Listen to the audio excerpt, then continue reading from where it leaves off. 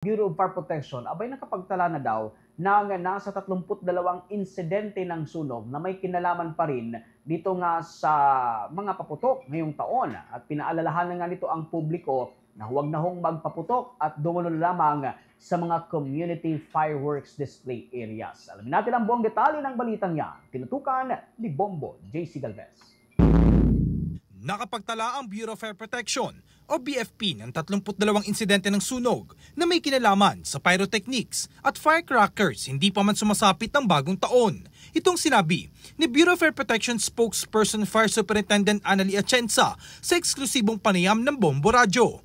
Batay sa datos ng ahensya, pagpasok ng Enero ngayong taon ang may pinakamaraming bilang na naitalang sunog na may kaugnayan sa paputok. Aabot sa 20 insidente ng sunog sa iba't ibang lugar sa bansa, kung saan ang isa ay papalo sa mahigit 30 milyong piso ang napinsala. Samantala, nitong Disyembre, isang insidente pa lamang ng sunog na may kinalaman sa pyrotechnics ang naitala ng BFP na nasa mahigit 87,000 ang halaga ng danyos. Yes po, kahit wala pa ang peak ng celebration ng New Year, tayo po ay may naitala ng 15 na fire incident related po sa firecracker.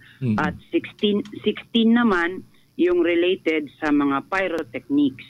Kaya sana po hindi na ito tumaas hanggang matapos natin ang 2024.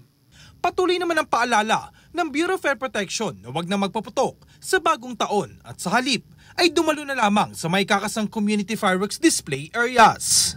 Yes po, dahil kasama po yan sa ating inactivate na Oplan Paalala, Iwas Paputok, kung saan aking hinihikayat ang community na talagang huwag nang magpaputok sa kanilang mga tahanan sa residential areas.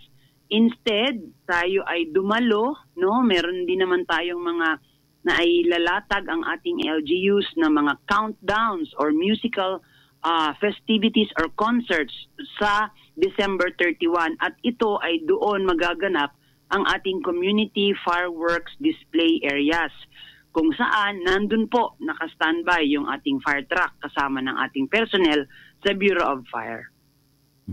Una nang iniulat ng Bureau of Fire Protection na nakapagtala sila ng 724 na insidente ng sunog sa buong bansa mula December 1 hanggang December 24, 2024. Mas mababa ito anya kumpara sa naitalang 1,112 fire incidents sa kaparehong panahon ng 2023. Sinabi ni Atienza, ito'y resulta ng kanilang puspusang fire safety education at fire prevention campaign, kaakibat na rin ang kooperasyon ng mga komunidad at pagtulong ng mga local government units. Tiniyak naman ang opisyal na magdamag ding nag-iikot ang kanilang fire personnel upang mapanatili ang visibility ngayong holiday season. Sa mga numerong ito, makikita po natin ang pagbaba ng insidente ng sunog. Bagamat bumaba, meron pa rin naganap at patuloy pa rin tayo syempre sa pag-iingay, sa pagpapaalala para tuluyan na pong maiwasan ang pagkakaroon ng ganitong incident.